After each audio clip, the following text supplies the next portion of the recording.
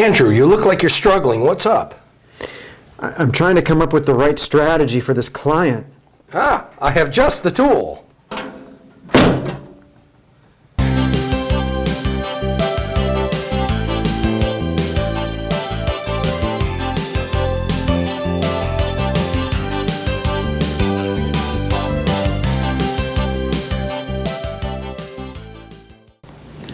Andrew, we received a letter from Luca, who lives in Milan, Italy. Ah, buongiorno, Luca.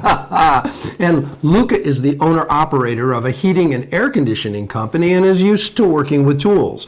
And in one of our 5 for 5s, we introduced him to the marketing tool called a SWOT analysis, and he found it very helpful. So his question to us is, what other marketing tools like the SWOT analysis are there?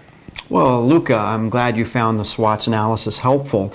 And we are going to introduce you to another tool today that will help you develop your strategy. Good one. And, but I want to start by reminding you that according to Contrary Marketing, the whole purpose of your brand strategy is to create a perception of difference between you and your competition.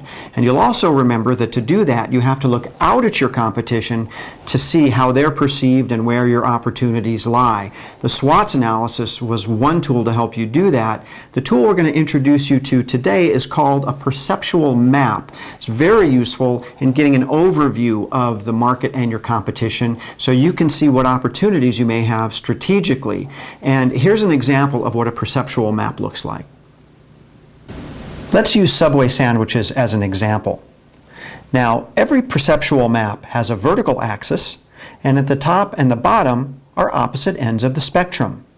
In Subway's case, it would have said healthy and unhealthy. Now, every perceptual map also has a horizontal axis. Again, on the left and the right, opposite ends of the spectrum. In Subway's case, convenient and inconvenient.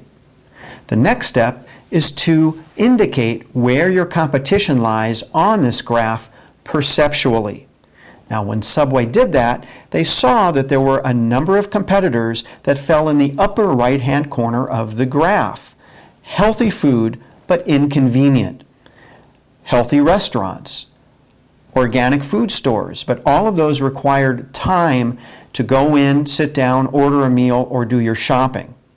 In the lower left-hand corner of the graph, there were lots of competitors that provided convenient food, but it was unhealthy. That included mini-marts, fast food restaurants that served hamburgers and so-called junk food, and others.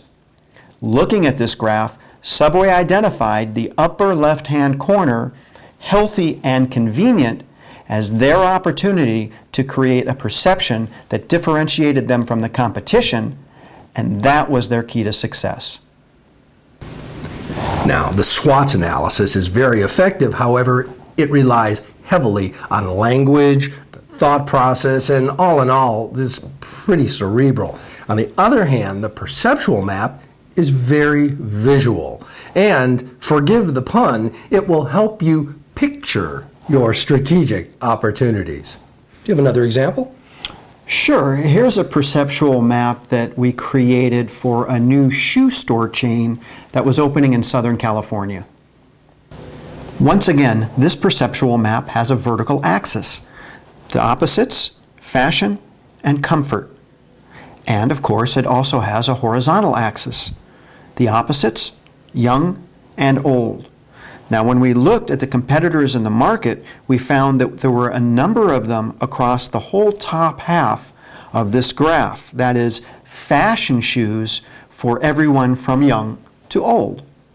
There were also competitors in the lower left-hand area of the graph, that is, comfort shoes for young people. However, looking at the right-hand corner of the graph, at the bottom, there was a great opportunity for a store to hold the perception of selling comfort shoes to an older, more mature clientele. And that's exactly the strategy we pursued.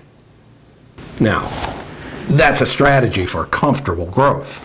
Now, I do want to point out that it is possible to do more than one perceptual map for your business. For the shoe store, for example, we did other perceptual maps that included such variables as high quality, low quality, Yeah. high price, low price. So you can do several perceptual maps and then compare them to really get a good idea what your brand strategy should be. This is really a great tool. What's our action step? Here's your action step for the week. Use the graph in your program notes to create a perceptual map for your own business. So, Luca, we're pretty confident that this will be a great addition to your success tool chest. Thanks for the question. We look forward to seeing everybody next week. I'm Andrew Sokol. And I'm Mike Krieger. Take care.